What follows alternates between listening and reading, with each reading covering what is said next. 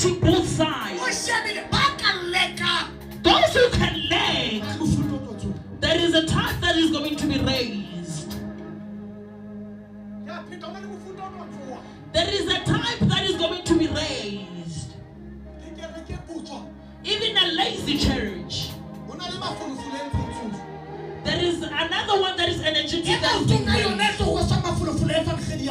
is going to be raised, the energy of evangelism, of peace. Don't play with an opportunity. You were borrowed this life. If you don't believe the bishop,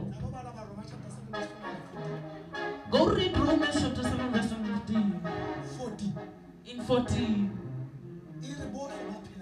Everybody who lives, they don't live for themselves. Even the time they die, they don't die for themselves.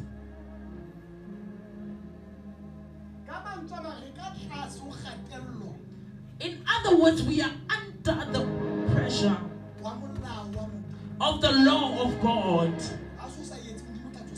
If you don't do it, then God will raise others.